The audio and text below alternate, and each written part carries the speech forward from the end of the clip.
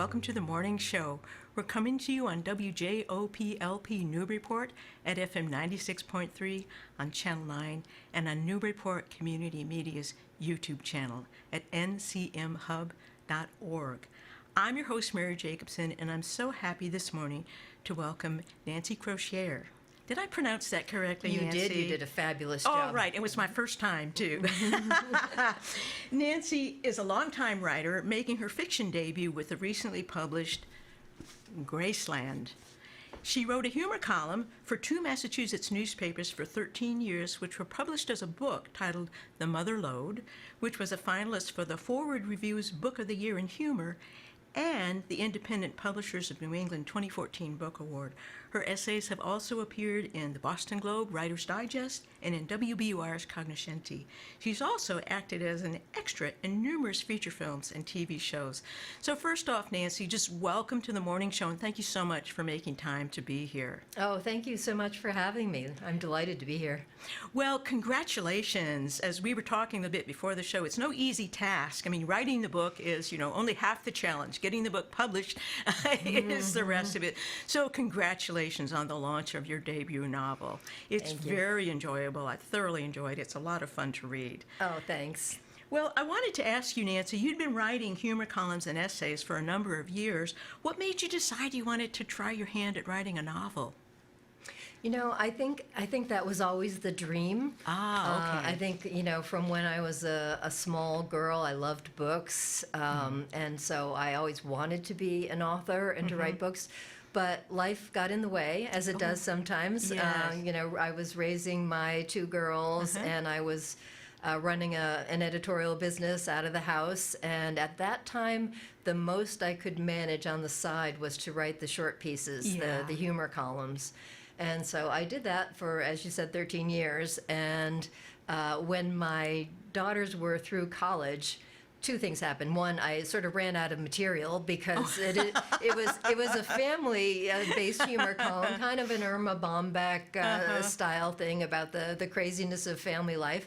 And so the other thing that happened was we were financially free for me, from tuition and stuff. I could now pursue my lifelong dream of writing a novel. So I got right to it. And then it took a lot longer than one expected, of course, as these things do, yes. But you did it. Here it is. Thank you. So congrats on that. Thanks. Well, I'm curious to find out from you, Nancy, how did you generate the idea for a multi-generational road trip from Massachusetts to Memphis, Tennessee? Well, it started with the multi-generational aspect of it, because I was imagining a grandmother and a granddaughter who were very much alike in terms of personality, and I think that happens sometimes in families. You'll see either a physical feature or a personality trait that just skips a generation and goes to the next generation. So I was picturing this granddaughter and grandmother who they're both for various reasons angry with the mother in the middle, and they take off together on a caper. And and when I'm thinking about this as I'm generating the idea, it's something that the mother would very much oppose them doing, and so she's forced to chase them. And then from that, Graceland became the destination because, for a couple different reasons as well. Graceland is a place that's both kind of, to some people it's campy, and to some people it's sacred. And I wanted the destination to be a little bit of both, and I also liked the metaphor of Graceland because all three women on this journey from Boston to Memphis, they have their own agendas and they're at odds with one another, but whether or not they're even fully aware of it, they're all sort of seeking self-acceptance, mutual acceptance, forgiveness, and grace. So so the grace is built into the title. Plus, Graceland is, what everyone thinks of it, everybody knows what Graceland is. It's iconic in the American imagination for various kinds of reasons. So I did want to ask you about Elvis. Because he's inseparable from Graceland. Absolutely, yes. Once I chose Graceland as the destination, Elvis was definitely insisting on being part of it, yeah. And were you or have you become an Elvis fan yourself? Because it's a pivotal part of particularly the grandmother character, Olivia's character. So. Absolutely, yes. The grandmother character, Olivia, is obsessed with Elvis and has been all her life, and had a very important date with him back in 1970. But in terms of my own experience with Elvis, I always enjoyed his music. I wasn't a huge fan until I started researching more and reading more about it, and I truly came to appreciate a couple different things. You know, his humble beginnings, and also just the instinctive musical genius that he brought to his music and to what he did. So yeah, I'm much more of an Elvis fan now, and there's always those smoking eyes too. Yeah, absolutely. Especially there's young Elvis and then there's old Elvis, and I think different generations knew one or the other, but between the two of them, they make such a fascinating life history. Mm-hmm. Winding up in Vegas and starting out as such a controversial character, which seems quaint in retrospect. It's like I remember when he was on the Ed Sullivan Show and the Great Furor about those swinging hips, and it seems so relatively benign and clean today. Absolutely. But it wasn't at the time. No, not at all. No, they would only shoot him from the waist up, or they called him a sex maniac for swiveling his hips, and yes, not at all anything that today's generation understands, or teenagers today especially would understand at all. Yeah. It's like when the Beatles were first out and people were complaining about their unkempt long hair, and this is nothing. Well, I believe that you visited Graceland as part of the research for writing your novel.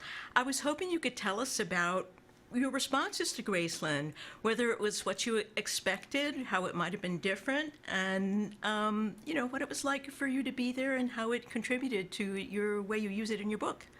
Yeah, so yes, I've been to Graceland twice now while researching the book, and I think the first thing that hits you is it was a mansion in its time, but by today's standards, it's not huge. I've read that. The house itself. Yeah. It's, it's nothing like what I picture, George Clooney's villa on Lake Como to be like, and I do like to picture George Clooney's villa on Lake Como quite a bit. Nancy, we all do. Exactly. But of course it's decorated of an era, but it's fascinating to be there, and I feel that the memorial garden outside where Elvis is buried, his father, his grandmother, and now Lisa Marie, of course. Mm-hmm. It's that part is very moving, and you also, in touring Graceland, you learn a lot of fascinating little trivia about Elvis. Like for some reason he hated Robert Goulet, and he once pulled out a pistol and shot the TV screen. I had no idea. Yeah, all sorts of funny little stories like that. You learn a lot too. And Peter Guralnick wrote a wonderful 2-volume biography of Elvis. That's really enjoyable. Yeah. Well, that's really interesting. Robert Goulet, huh? Okay. Yeah, who knows why? Well, maybe a little competitiveness. I don't think he had anything to worry about. No. I know who Robert Goulet is, because that's the era I grew up in Camelot and Sir Lancelot and everything, but I'm willing to bet most people under a certain age have no idea. No. But everyone knows Elvis. Absolutely. This is true.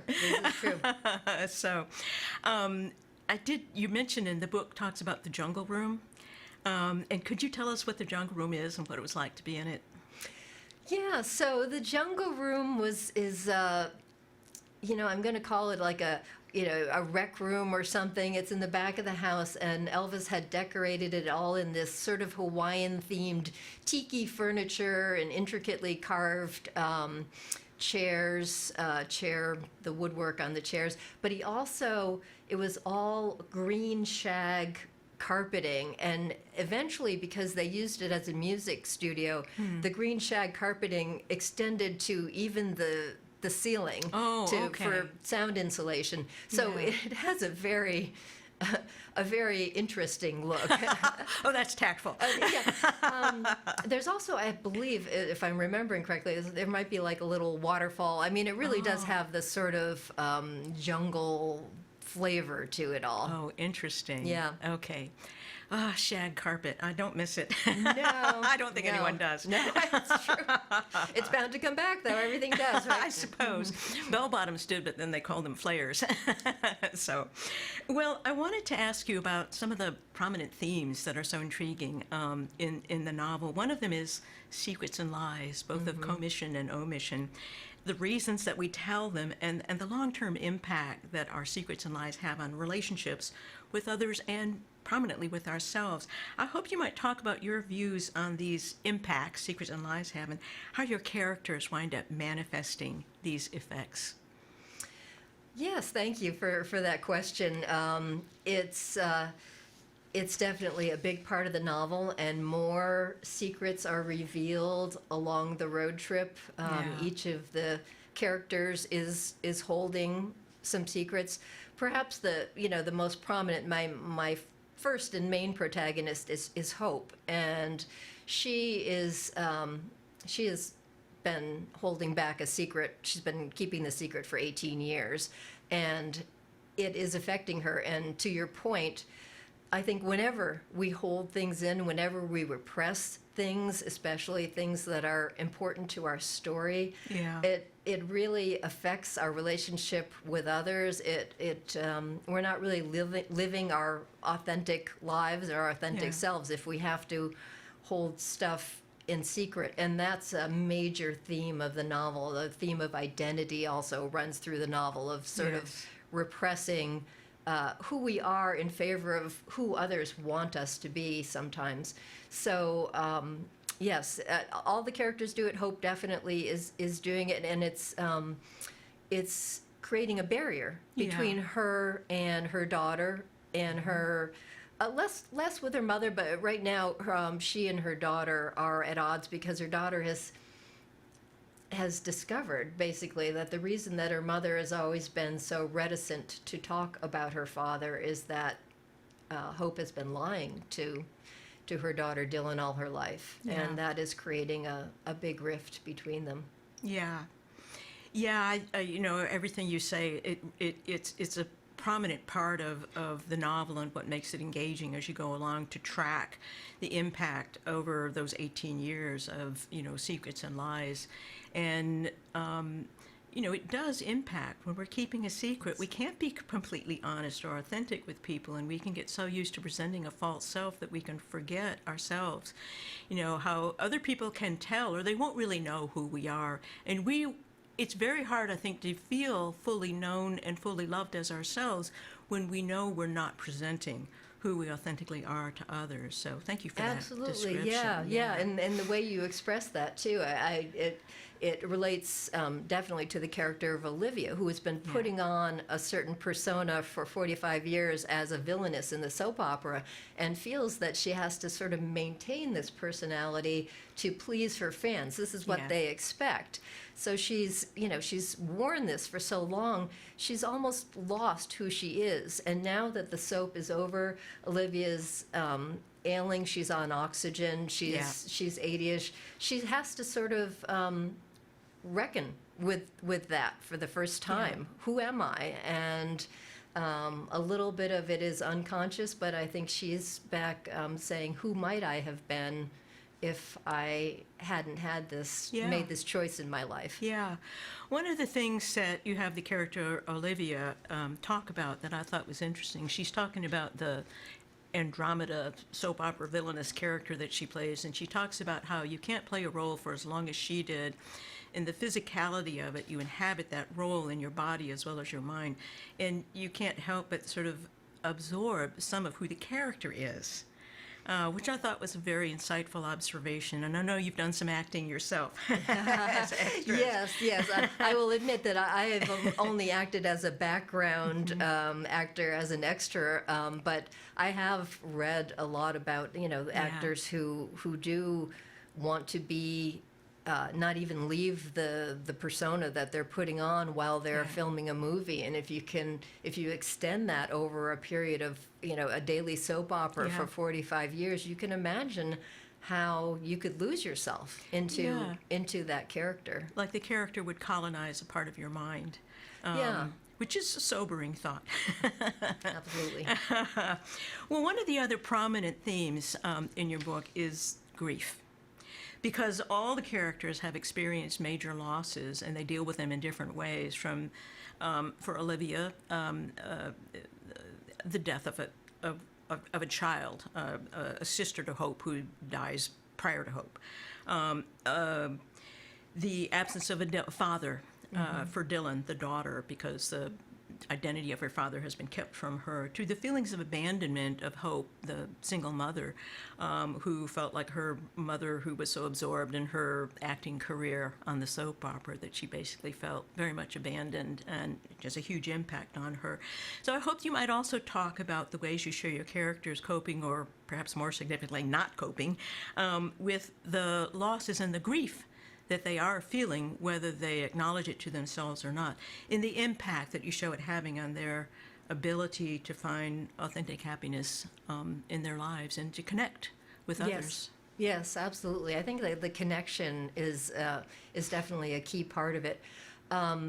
Olivia has lost a child, and she does completely repress that. And she's also experiencing grief over those two things that we were just talking about, the fact that she's lost her career, which was a major aspect of her life. And in having the career, she lost the ability to nurture her daughter. So she's experiencing and dealing with grief on a number of levels there. Some that she's conscious of, some that she's less conscious of, and Hope as well. In addition to sort of grieving the relationship she never had with her mother. Yeah. She's also grieving a relationship that she had 18 years ago that she's found hard to get over, basically. Still in the loss of the fact that she's never had a father in her life, and also the loss of her trust in her mother, and the loss of the authentic connection there with her mother. Those are all important aspects of the book and themes in the book, and I think the sum total of it all is you've got a bunch of people who are sort of desperately longing to connect, but they have lost their way into it, and they need to find it. And there almost has to be an explosion of truth, let's say, at the end. When I first started writing the book, I had a log line for it that I haven't used, but it was something to the effect that sometimes the road to redemption requires a journey you don't want to take, or something like that. Absolutely. So I think, especially Hope is reluctant to take this journey, but the good news is all the characters need it. They do, and the good news is that it's, whether you wanted to take it or not, it's still redemptive at the end, which is a good thing. So, well, Nancy, I'm not going to ask you which character you love the most, because that's not fair, but I am curious to find out. There's a lot of really funny and very picturesque scenes in your book, so I am going to ask you, if you're willing to answer, which character was for you the most fun to imagine scenes and lines for? Again, if that's fair to ask you. Oh, that's absolutely fair. I have to tell you that Olivia was the most fun to write, and she was just a character that just spilled out onto the page. She always told me what she was going to say. There was never any doubt. If something happened and I'd be writing how Olivia was going to react, I always knew. And she was just so much fun, because as a soap opera villainess, I got to talk about her past on the soap Yeah. opera and the wild things that happen on soap operas these days. You're dating a drug lord, or you're captured by pirates, or you're giving birth to an alien baby. All There's these no things. limits. No. The soap operas have definitely jumped the shark in terms of absolutely. Yeah, regularly. Yes.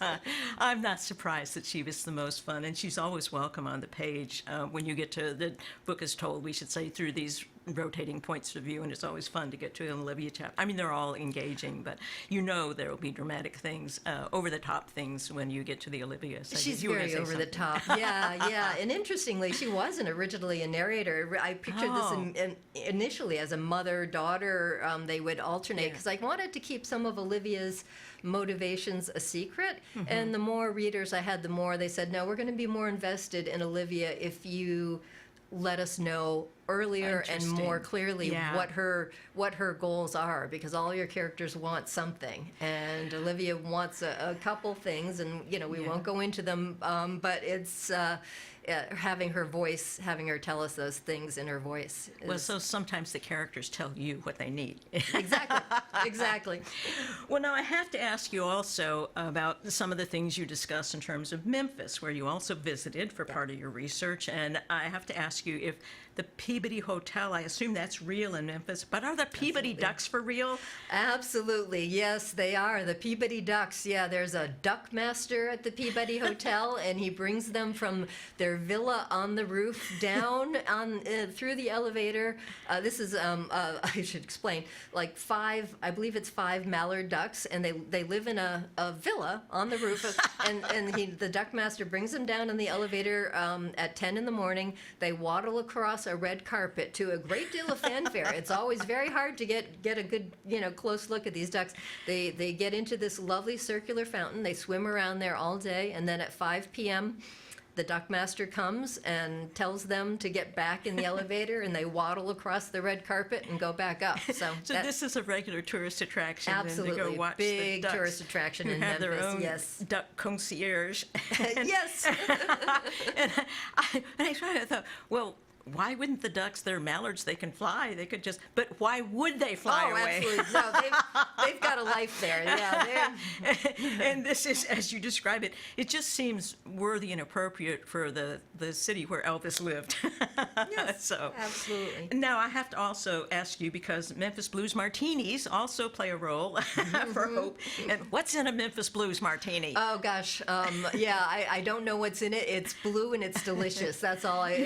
So you did try them as well. It was the featured drink one of the times that I was there during my visit. We'll just, if we want to know, we're going to have to go to Memphis and find out. Absolutely, yeah. I'm bad with cocktails. I don't ask. I just enjoy. Yes. Fair enough, Nancy. Well, let's do some book talk. I'm curious to find out, because it's clear from what you were telling us earlier that becoming a writer was your dream from early on. Now, which writers or books influenced either your desire to become a writer, or your approach to writing, or either recent ones or ones that influence you from childhood on? In recent years, and then I'm going to say recent, probably the past 20 years, I've been a huge fan of Richard Russo. I know his books, Nobody's Fool, Empire Falls, and his most comic novel, Straight Man. And that one I haven't read. Oh, you read it. Okay. You will enjoy it. All right. They're actually making it into a series, and I haven't watched it, and I'm not sure. I think that it will translate as funny into a series. It's always hard to know, isn't it? It is hard to know. Yeah. I mean, sometimes these things surprise you. But what I like about Richard Russo's writing is that he does an amazing job of integrating snappy, funny dialogue and comedy into a very literary novel with serious themes. Of course, in any novel, your protagonists are struggling, and sometimes sometimes it's with serious issues like depression, sometimes it's other things, but that was my model. So interesting. Graceland is, I call it a comic novel, but as we've discussed, it has serious themes and issues that I hope a book group will enjoy discussing. I think that's definitely part of your future. And if anybody has a book group and they'd like me to come visit, I would be delighted. Did you see the film version of Nobody's Fool with Paul Newman? Oh my gosh, yes. Yeah, Oh, and Jessica Tandy is a really good movie and Bruce as Willis well. is, yeah. I'd forgotten he was in it. Yeah, okay. Jessica I was Tandy, thinking of the yes. Paul Newman character. And No, the Bruce Willis it was surprising in there. Yeah. Yeah. What are you reading right now? I've been reading some favorite Boston authors of mine, a mentor of mine at Grub Street, Julie Carrick Dalton. She wrote a book called The Last Beekeeper. Oh. And Jane Roper wrote a very funny book called The Society of Shame that's just out. But Intriguing title. yeah. I've also, earlier this spring, I also greatly enjoyed Bonnie Garbus's Lessons in Chemistry. Oh, I which love that a lot book. of people, yes. and I'm a huge fan of Gabrielle Zevin and her earlier book, The Storied Life of A.J. Fikry, and her current one, Tomorrow and Tomorrow and Tomorrow, is getting a lot of attention. Yeah, I also read that. That was on a lot of best of book lists for the last year. Yeah. So, well, thank you for that. I always like knowing what writers are reading, and it gives me ideas for what I'm going to add to my list of to-read books. Nancy, is there a brief passage from Graceland that you'd like to read for us? Absolutely. Is there I think this will be about 3 minutes. Is That's that okay? just about perfect. Okay. Absolutely. All right. If you need And to, then we'll finish up. make that kind of thing. Okay. 2 days before my mother and daughter, this is the beginning. This is chapter 1, Hope. 2 days before my mother and daughter disappeared, my mother did something entirely out of character. She asked for my help. She took her time, of course. Say what you want about my mother, the woman won't be rushed.